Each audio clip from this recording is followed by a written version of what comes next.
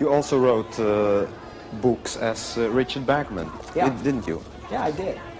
I keep all my books sort of hidden away in a corner by Rudolph. This is Rudolph. He minds the place when I'm not around. Get back, Rudolph. Let's see, Bachman. Where are we here? Here's Thinner, here, which was the last of the Bachman books. And I'd done 4 other books that were not very much like what I usually do. That is to say, they were 4 novels that weren't horror novels. And this one sort of was. And we tried everything that we could think of to keep the secret, including this jacket photo here. I don't know if you can see that. It's a fake photograph, Richard Bachman. If you put this Richard Bachman up against me, you'll see that there's not much similarity. There's not much similarity. This Richard Bachman is a tire salesman from Minneapolis, Minnesota. He's a friend of my agent's, and we asked him if he would mind having his picture on a book, because if people actually saw the picture, maybe they would think that it really wasn't me. But there was a guy who worked for a bookstore in Washington, D.C., who read my books, who'd also read the Bachman books. And he wrote me a letter and said, I've looked in the Library of Congress, and I noticed that the copyrights for the Bachman books are held in the name Stephen King. Do you have anything to say about this? That was it. The end. The game was over, and so I simply owned up to it. But for a while there, Bachman was good. Bachman and I have collaborated on a novel now. He's a much nastier writer than I am. But why did you want to write as Bachman? Because you wrote too much. I mean, you were afraid of saturating the market. I was afraid of saturating the market. I was told that that could happen. And so Bachman was a place to get rid of those books. And you know, the other thing was I was curious. But how many copies did you sell as Bachman? As Bachman, probably on Thinner, this one here, probably about 25,000 copies is Bachman. And then when it came out that Bachman was really Stephen King, it sold another 400,000. Sometimes I feel like a little factory. It's an unpleasant feeling, because what I do, if it's an industry, then it's a cottage industry. It's something that, how can I say, every article in this shop is handmade. Whatever the equipment, whether it's the word processor, or whether it's the pen that I keep in my pocket, or whether it's the typewriter, these are handmade products. Somebody asked me once, how do you write? And my answer was 1 word at a time. And he thought I was being facetious or making a joke, but that's the way that it is. But once it gets outside and it gets into the world, you see these signs that say, Stephen King, 40 million copies sold, 60 million copies sold. It's like the slogan of a business or something like that. The movies are made. They standardize the type so that your name looks the same from one book to another. And it does seem a little bit like a factory business. I can imagine you have a lot of fan mail, it grows don't you? around you. You know, what's happened to me is a little bit like a little piece of grit that forms a pearl, except what's formed around me, first 1 secretary, then 2 secretaries, then a business manager in New York to handle the money end of things. There's a caretaker to keep people off the grass, to holler people away. There's legal help. But nobody's life stays entirely simple. If you're a success, you try to cope with these things. And what I try to do is to keep myself from being eaten alive by either fans on one side or by the people. The money generates this kind of sort of structure. And I try to keep away from that as much as I can.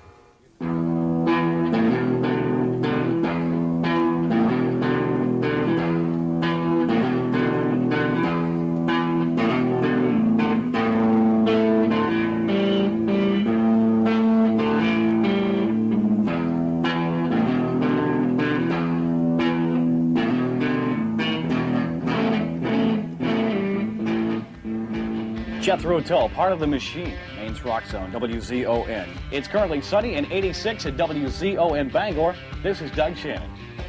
The T-Birds on the Z. Powerful stuff.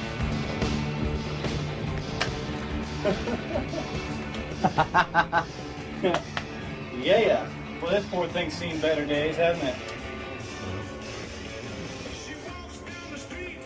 You own a radio station as well? Mm-hmm, yes. Why did you buy it? Oh, I bought it because it was for sale and because it looked as though it was going to go to a kind of middle-of-the-road satellite transmission kind of thing, elevator music for yuppies sort of thing. And I like kick-ass rock and roll. So I bought the station, and it's an AM rocker, and we've stayed on the air with the help of maniacs like Doug here. Why do you love rock and roll so much? I don't know. You might as well ask me why I love steak, you know, or why I love green beans. You grew up with it? I grew up with it, and I can remember from my 7th birthday getting an Elvis Presley 78. It's a Hound Dog backed by Don't Be Cruel, and I played the spots off that record. Just couldn't get enough of it, and I've been rocking ever since. Don't you think that there are better investments than buying a radio station? There's 1,000 better investments than buying a radio station, but the object is not to make an investment that will pay off big bucks. The object is to have some fun, you know, and to keep something that seems to me anyway worth keeping, you know, which is real rock and roll. Rock and roll's a big part of my life and always has been. But you have your own newsletter, the Stephen King newsletter. Castle Rock here? Yeah, this is the Rock, and it's a family affair. And what happened was the fans just got so out of control. There was so much fan mail that this seemed like a good way to take it off, take some of the pressure off me. So they do articles about the movies that are coming out and the books. It's basically a fan newsletter.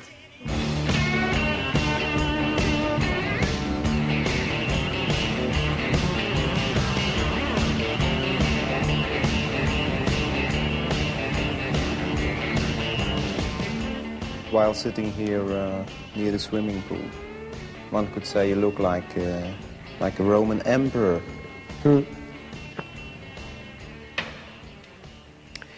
Well, all I can say is the resemblance between me and a Roman emperor is purely coincidental. It isn't anything other than the setting. And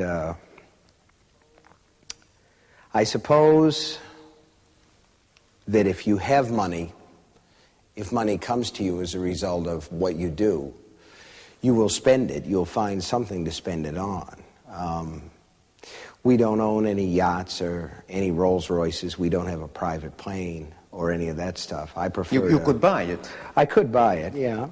Yes, I could, but I don't really have any urge to. I wear mostly jeans and sneakers and things like that because they're comfortable. And because it doesn't much matter. As it so happens, the pool was actually my wife's idea, and she uses it a good deal more than I do, but I'm delighted that she has it and the kids have it. Maybe an indiscreet question, but is it true that you earn $1 million a month? I don't know if I could say, I don't think so, no, that's too much. It's a lot of money that I make. How much it might be, I couldn't say for sure. And if you ask me how much I'm worth, I would say probably over $20 million. But to me, that means nothing.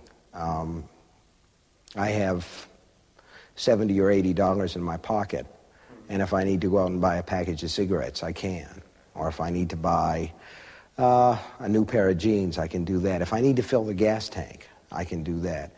Beyond that, my ambitions aren't very high. I'm not a jet-set kind of a guy, you know. I don't have to spend money or feel that I have to spend money on quantities of drugs, alcohol, parties, any of that stuff. I'm actually a kind of boring man. I can imagine that you start to drink because of your success, no? Mm-hmm.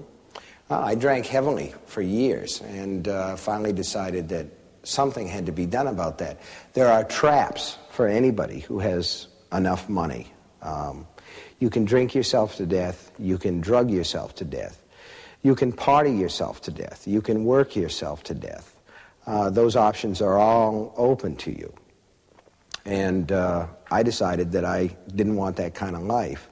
And if it was going to be the kind of life where the bottle was controlling me, that it would be wisest to put it away altogether, which I've done. You have to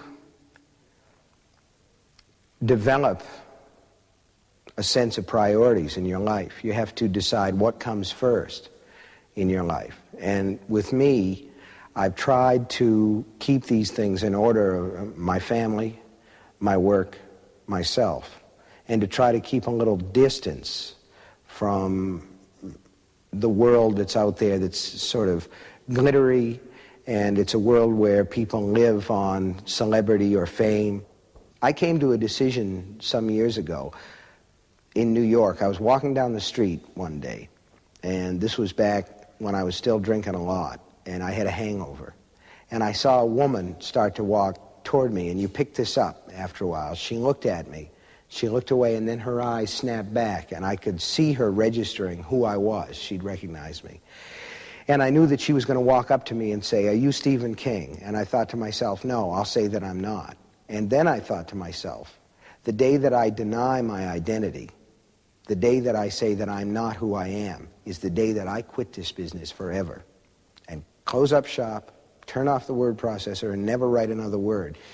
Because if the price that you're going to pay for what you do is a loss of your identity, it's time to stop.